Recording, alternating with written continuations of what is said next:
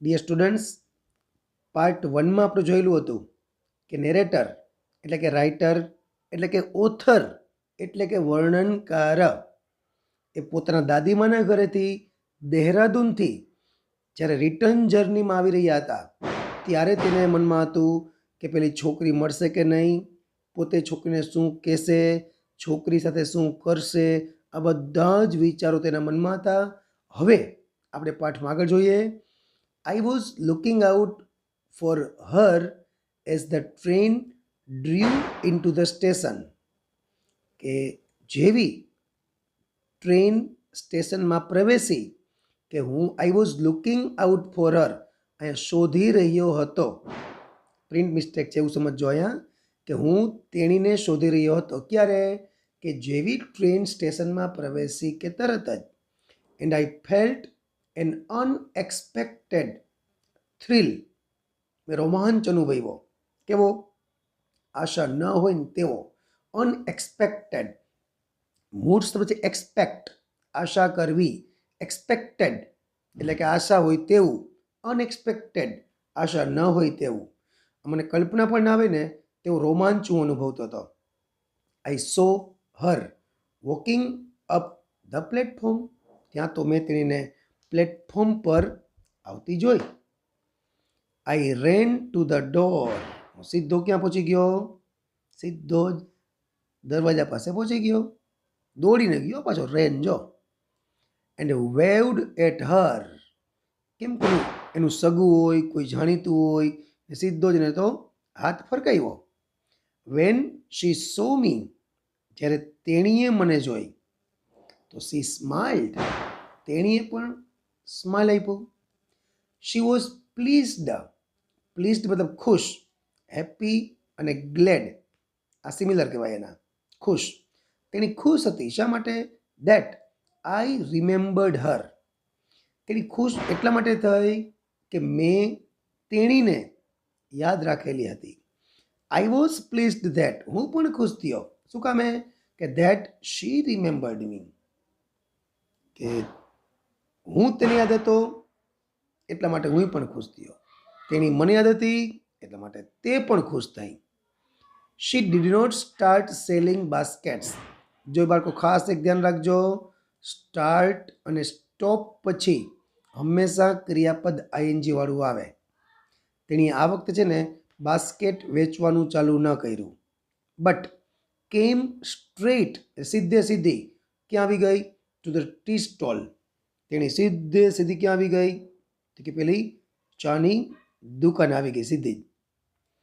Har dark eyes were suddenly filled with light, તેની કાળી જે આંખો હતી એ અચાનક ચમકથી ભરાઈ ગઈ. મતલબ કેમ ચમકી ઉઠી એમ.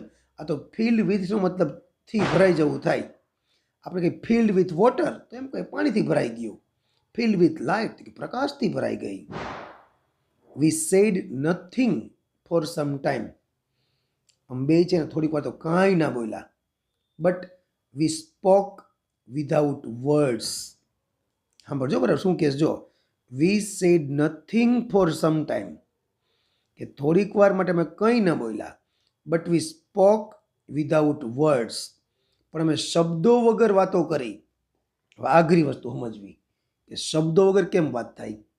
જે હોય તે રસ્કિન બોન્ડે પેલી બાસ્કેટ ગર્લ હારે વાતો કરેલી છે એટલે આપણે સ્વીકારવું પડશે.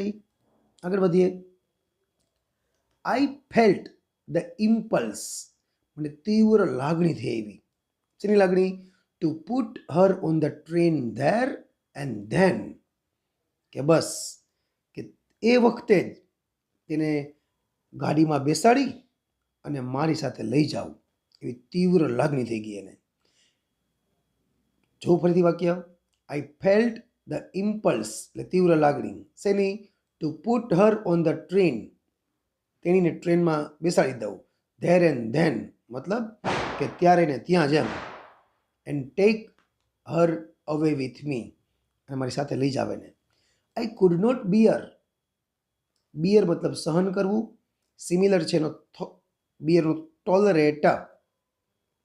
હું સહન ન કરી શક્યો. શું? ધ થોટ વિચાર. કયો વિચાર? ઓફ વોચિંગ હર વેનિશ, કે તેણી હમણાં જ અદૃશ્ય થઈ જશે. મતલબ કે ટ્રેન ચાલુ થશે, તેણી ત્યાં ઊભી રહેશે અને પોતે દૂર દૂરથી એને જોશે અને ફરી પાછું વચ્ચે જંગલ આવી જશે અને તેણી દેખાતી બંધ થઈ જશે. આ વિચાર પણ એ સહન કરી શક્યા નહીં. જો ફરી વાક્ય સરસ છે, જો.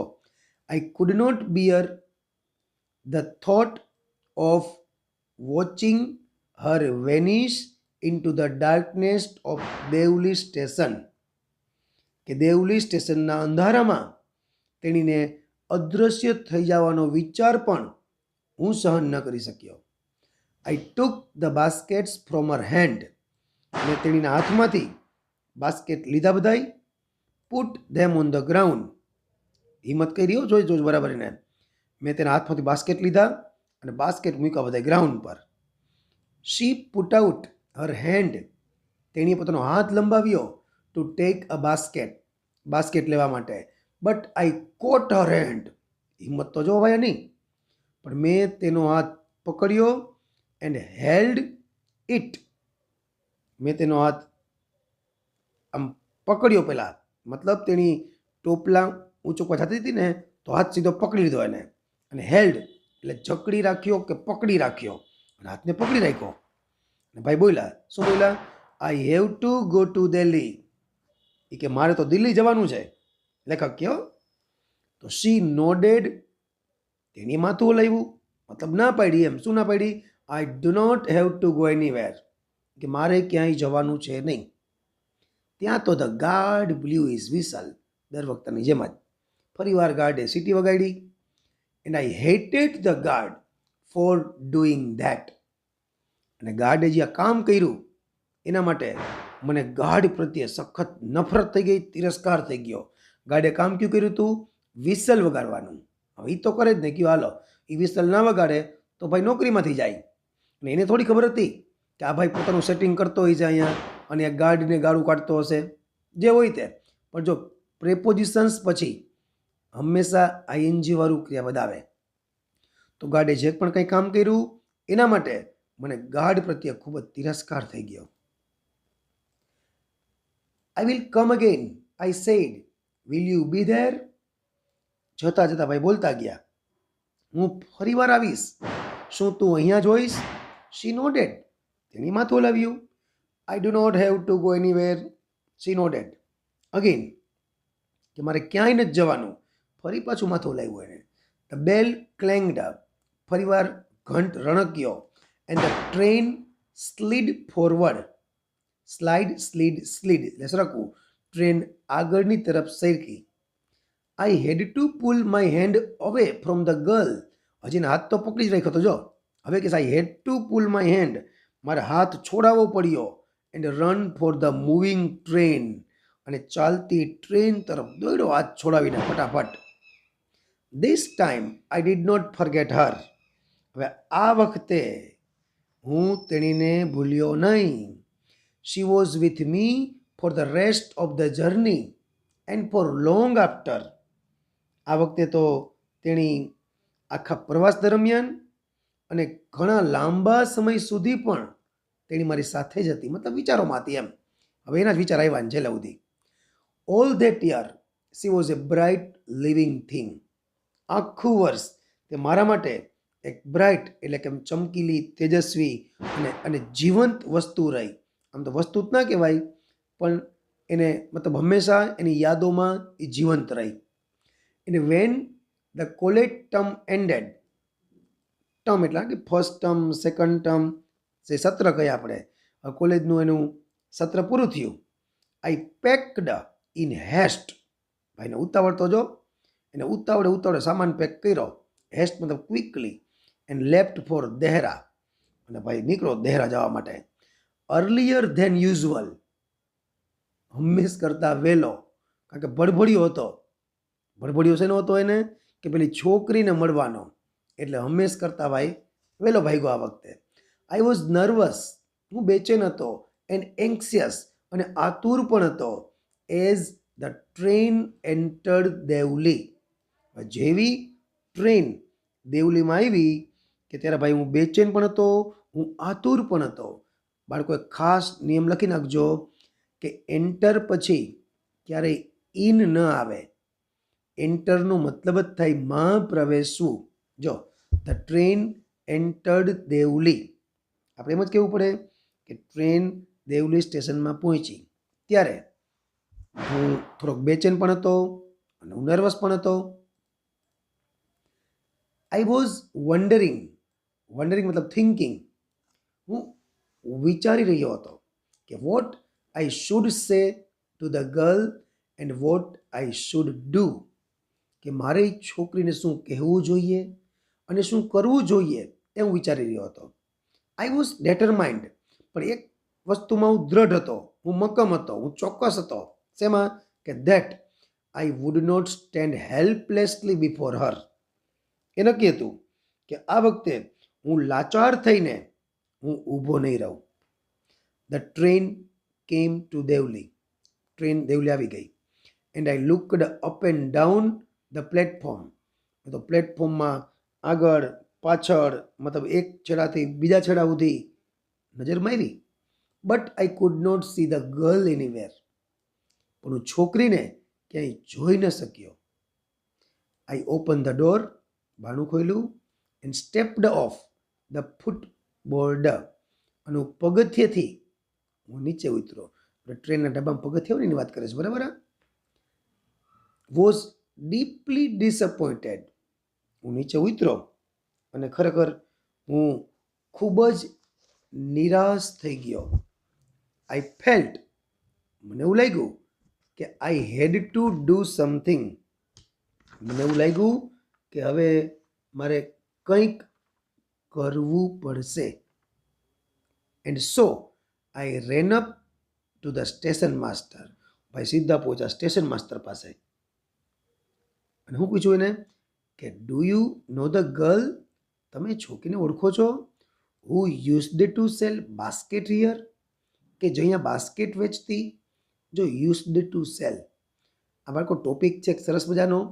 આપણે ગ્રામર પોઈન્ટ જ્યારે શીખવાડતા હશું ને ત્યારે શીખવાડશું આ કે યુઝડ ટુ પછી મૂળરૂપ જ આવે. ભૂતકાળની કોઈ ટેવ રૂપે થતી ક્રિયા દર્શાવવા માટે આ વપરાય. મારે એમ કેવું હોય, હું ક્રિકેટ રમતો. આઈ યુઝડ ટુ પ્લે ક્રિકેટ. ડીપમાં ચર્ચા પછી કરશું આપણે, હજી તો ટોપિક શીખતી વખતે આ કે શું પેલી છોકરી બાસ્કેટ વેચતી તેને તમે ઓળખો છો? એને તમે જોઈ ક્યાંય? નો આઈ ડોન્ટ, કે મને કંઈ ખબર નથી. સેડ ધ સ્ટેશન માસ્ટર, ચોખ્ખો જવાબ સાવ કે મને કાંઈ ખબર છે નહીં આ છોકરી વિશે. The train was moving out of the station, station તો ઊભી ના રહીએ કાંઈ, સ્ટેશન આ ટ્રેન તો ઊભી ના રહીએ કાંઈ, તો ટ્રેન છે ને સ્ટેશન છોડીને આગળ વહી ગઈ. I had to run up the platform, જો દર વખતે એવું થયું ને કે જેવી ટ્રેન ભાગે એને દોડવું પડે અને કૂદકો મારવો પડે, તો આ વખતે એને પોતાના કમ્પાર્ટમેન્ટમાં, પોતાના ડબ્બામાં કૂદકો મારીને ચડવું પડ્યું. As Deoli platform vanished, Deoli platform અદૃશ્ય થયું. વેનિસ્ડ એટલે ડિસઅપિયર્ડ, અદૃશ્ય થવું. આઈ ડિસાઇડેડ ધેટ, મેં નક્કી કર્યું કે one day I would have to break journey there. બસ નક્કી કર્યું કે હવે એક વખત તો હું ત્યાં ઉતરી જ જઈશ, ત્યાં રોકાઈ જ જઈશ. I would spend a day in the town, કે હું પછી હું એ ગામમાં એક દિવસ વિતાવીશ. મેક ઇન્ક્વાયરીઝ, હું પૂછપરછ કરીશ. એન્ડ ફાઇન્ડ ધ ગર્લ, અને છોકરીને હું શોધી લઈશ. કઈ છોકરી? હુ હેડ સ્ટોલન માય હાર્ટ, કે જે છોકરી મારું હૃદય ચોરી ગઈ હતી એને ત્યાં હું રોકાઈશ, પૂછપરછ કરીશ અને શોધી લઈશ. પણ વાક્ય બહુ મસ્ત છે જો. And find the girl who had stolen my heart with nothing but a look from a dark impatient eyes. પેલા શબ્દો જોયું નવા નવા. ઇમ્પેશન્ટ એટલે એન્સિયસ, ઈગર, એક્સાઇટેડ એટલે કે અધીરું. મતલબ હવે કહેવા માંગે જો કે એ છોકરીએ માત્ર પોતાની ઇમ્પેશન્ટ એટલે કે અધીરી અને ડાર્ક એટલે કે કાળી એવી આંખોથી જેને મારું હૃદય ચોરી લીધું હતું એ છોકરીને હું શોધવાનો હતો. In the last few years, છેલ્લા થોડાક કેટલાક વર્ષોથી, I have passed through Deoli many times, કે હું દેવલીથી તો ઘણી બધી વાર પસાર થયો છું. I always look out of the window, હું હંમેશા બારીની બહાર જોઉં છું. શા માટે? To see the same unchanged face smiling to me. મારી સામે એ મલકતો, મારી સામે હસતો એ ચહેરો જોવા માટે હું દર વખતે બારીની બહાર જોઉં છું. But I will never break journey there, પણ હું ક્યારેય ત્યાં રોકાઈશ નહીં, કે મારી મુસાફરી વચ્ચે અધૂરી છોડીશ નહીં. આઈ પ્રિફર મતલબ થાય પસંદ કરવું. I prefer to keep hoping and dreaming and looking out of the window for the girl with the baskets waiting for me. હું મારી જર્ની ક્યારેય અહીંયા પૂરી નહીં કરું, હું મતલબ ત્યાં રોકાઈશ નહીં, પરંતુ હું કરીશ શું કે એના કરતાં એ કે હું આઈ પ્રિફર, હું પસંદ કરીશ. શું પસંદ કરીશ? કીપ હોપિંગ એટલે કે આશા રાખવાનું, એન્ડ ડ્રીમિંગ સ્વપ્ન જોવાનું, and looking out of the window બારીની બહાર જોવાનું. કેના માટે? For the girl with the baskets waiting for me. મતલબ કે હું અહીંયા રોકાવા કરતાં બસ એ છોકરીની રાહ જોવામાં હું વધારે પસંદ કરીશ. I never break my journey at Deoli, હું ક્યારેય દેવલી રોકાતો નથી, મારી જર્ની અધૂરી છોડતો નથી. But I pass through as often as I can, પણ હું બની શકે તેટલી વાર હું ત્યાંથી પસાર થાઉં છું. બસ બાળકો, અહીંયા આપણી આ વાત પૂરી. રસ્કિન બોન્ડે પોતાના અનુભવની જ કદાચ વાત કરેલી છે. આ સ્ટોરી અહીંયા જ પૂરી થઈ છે. આશા છે કે આ સ્ટોરી તમને સમજાઈ ગઈ હશે. છતાં કાંઈ પણ ક્વેરી હોય તો પ્રશ્ન પૂછજો. વંદે માતરમ. ભારત માતા કી જય.